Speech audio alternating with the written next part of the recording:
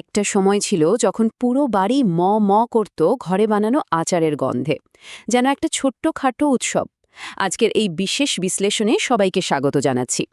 একটা ছোট্ট কাচের বোতলে বন্দি থাকা এই পুরনো ঐতিহ্যের রসায়নটা আসলে কি, আর স্বাস্থ্যের সাথেই বা এর সম্পর্ক কতটা গভীর, আজ আমরা সেটাই উদ্ঘাটন করব।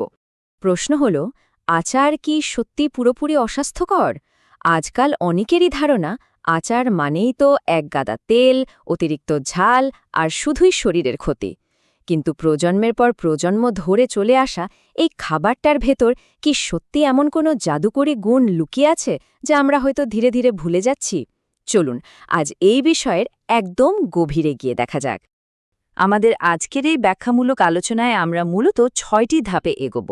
আচারের স্মৃতি ও ঐতিহ্য, এর স্বাদের পেছনের পরিপাক বিজ্ঞান, গাজন বা ফার্মেন্টেশন প্রক্রিয়া ও পুষ্টিগুণ, এরপর জানব স্বাস্থ্যঝুঁকির দিকগুলো, ঘরে তৈরি আর বাজারের আচারের পার্থক্য, এবং সবশেষে পরিমিত মাত্রায় এটি খাওয়ার গুরুত্ব। তাহলে প্রথমেই আসা যাক আমাদের প্রথম অধ্যায়ে, আচারের সাথে জড়িয়ে থাকা আমাদের স্মৃতি এবং ঐতিহ্যের গল্পে।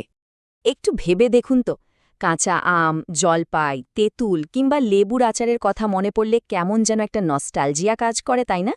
শৈশবের স্মৃতি, অলস দুপুরের আহার আর পরিবারের নানা গল্প যেন এক সুতোয় গাঁথা।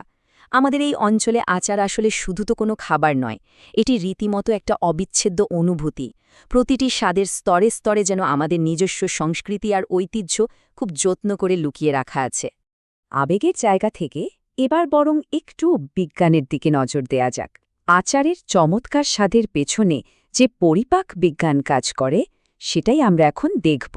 খেয়াল করলে দেখবেন আচারের মূল উপাদানগুলো কিন্তু আমাদের রান্নাঘরের খুবই পরিচিত নাম: আদা, রসুন, সরিষা বা মেথির মতো মশলা। কিন্তু সবচেয়ে চমকপ্রদ বিষয়টা কি জানেন? এই মশলাগুলো শুধু যে আচারের স্বাদ বহুগুণ বাড়িয়ে দেয় তা নয়, এদের রয়েছে দারুণ শক্তিশালী পরিপাক ক্ষমতা। আর যুগ যুগ ধরে আমাদের ঐতিহ্যবাহী রেসিপিগুলোতে এই উপাদানগুলো অত্যন্ত সুচিন্তিতভাবেই ব্যবহার হয়ে আসছে। এই পুরো বায়োলজিক্যাল চেইন রিঅ্যাকশনটা কিন্তু রীতিমতো মুগ্ধ করার মতো। যখনই ওই টক আর ঝালের নিখুঁত মিশ্রণটা আমাদের মুখে যায়, তার সাথে সাথেই আমাদের লালা বা সালাইভা উৎপাদন বাড়িয়ে দেয়। আর এই অতিরিক্ত লালা সরাসরি হজম প্রক্রিয়াকে ত্বরান্বিত করতে সাহায্য করে।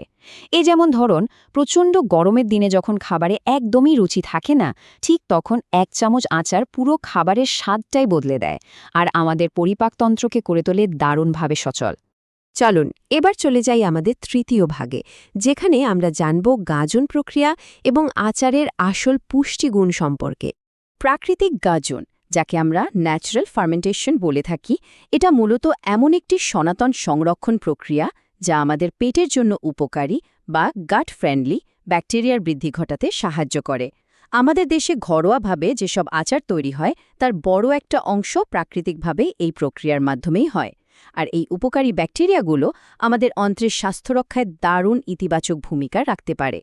এখানে সবচেয়ে গুরুত্বপূর্ণ পয়েন্টটা হলো, আচারে যে কাঁচা আম বা লেবু ব্যবহার করা হয়, সেগুলোর কিন্তু নিজস্ব চমৎকার কিছু পুষ্টিগুণ আছে। একদম সঠিক পদ্ধতিতে আচার তৈরি করা হলে তাতে ভিটামিন সি এবং প্রাকৃতিক অ্যান্টিঅক্সিডেন্ট একদম অটুট থাকে। আর এই অ্যান্টিঅক্সিডেন্টগুলো আমাদের শরীরের কোষগুলোকে সুরক্ষা দেয়। অর্থাৎ যদি অতিরিক্ত প্রসেসিং বা প্রক্রিয়াজাতকরণ না করা হয়, তাহলে ফলের এই দারুণ পুষ্টিগুণগুলো আচারের ভেতরই সম্পূর্ণ সুরক্ষিত থাকে। তবে যে কোনো বস্তুনিষ্ঠ বিশ্লেষণে মুদ্রার অপর পিঠটাও তো দেখা দরকার। এবার আমরা আলোচনা করব আচারের স্বাস্থ্যঝুঁকি এবং চিকিৎসকদের সতর্কতার দিকগুলো নিয়ে। যদি আচার এতই উপকারী হয়, তাহলে ডাক্তাররা মাঝে মাঝে এটা বেশি খেতে নিষেধ করেন কেন? এর মূল কারণ হলো এর কিছু স্বাস্থ্য ঝুঁকি। একটু খেয়াল করলেই বুঝবেন, আচারে কিন্তু প্রচুর পরিমাণে লবণ থাকে, যা উচ্চ রক্তচাপ বা হাই ব্লাড প্রেশারের ঝুঁকি অনেকটাই বাড়িয়ে দিতে পারে। এর পাশাপাশি অতিরিক্ত তেল এবং কড়া ঝাল আমাদের পাকস্থলী আর হজমের মারাত্মক সমস্যা তৈরি করতে পারে। তার মানে হলো, অসতর্ক হয়ে যদি প্রয়োজনের তুলনায় বেশি আচার খাওয়া হয়, তবে উপকারের বদলে উল্টো শরীরের বড় রকমের ক্ষতি হয়ে যেতে পারে। আর ঠিক এই স্বাস্থ্য ঝুঁকির জায়গা থেকেই আমাদের পরবর্তী পয়েন্টটা চলে আসে, ঘরে তৈরি আচার বনাম বাজারের বাণিজ্যিক আচার। কোথা থেকে আচার সংগ্রহ করা হচ্ছে, সেটা কিন্তু এক্ষেত্রে অনেক বড় একটা ফ্যাক্টর। ঘরে তৈরি আচারের সাথে বাজারের প্রক্রিয়াজাত আচারের একটা আকাশ পাতাল তফাৎ রয়েছে। ঘরে বানানো আচারে উপাদানগুলো আমাদের নিজেদের নিয়ন্ত্রণে থাকে। চাইলেই একটু কম তেল বা কম লবণ দিয়ে স্বাস্থ্যকরভাবে সেটা বানানো যায়, আর এটা সংরক্ষিত হয় একদম প্রাকৃতিকভাবে। অন্যদিকে বাজারের বেশিরভাগ কমার্শিয়াল আচারে একে তো দীর্ঘস্থায়ী করার জন্য মেশানো হয় কৃত্রিম প্রিজারভেটিভ, তার ওপর থাকে কৃত্রিম রং এবং সিনথেটিক ফ্লেভার। বলা বাহুল্য, এই অতিরিক্ত প্রক্রিয়াজাতকরণ আচারের আসল স্বাস্থ্যগুণকে প্রায় পুরোটাই নষ্ট করে দেয়। তাহলে এই সম্পূর্ণ বিশ্লেষণ থেকে আমরা ঠিক কী সিদ্ধান্তে আসতে পারি? চলুন দেখে নিই আমাদের শেষ অধ্যায়, পরিমিতিবোধ এবং সঠিক ভারসাম্য। মূল কথা হল আচারের ঐতিহ্য এবং এর স্বাস্থ্যগুণ, এই দুয়ের মাঝে সঠিক একটা ব্যালেন্স বা ভারসাম্য রাখাটা খুবই জরুরি। মনে রাখতে হবে, আচার কখনোই আমাদের মূল খাবার নয়। খাবারের স্বাদকে একটু বাড়িয়ে তোলার জন্য সামান্য পরিমাণে আচার খাওয়াই হল সবচেয়ে নিরাপদ আর স্বাস্থ্যকর উপায়। পরিষ্কার পরিচ্ছন্ন পরিবেশে একদম ভালো মানের প্রাকৃতিক উপাদান দিয়ে আচার তৈরি করা হলে সেটা নিঃসন্দেহে আমাদের প্রতিদিনের খাদ্যাভ্যাসের একটি চমৎকার অংশ হতে পারে। আর হ্যাঁ, হাজার হাজার বছর ধরে খাবার সংরক্ষণের এই পদ্ধতি কিন্তু শুধু আমাদের অঞ্চলেই নয়, বরং সারা বিশ্বেই দারুণভাবে সমাদৃত।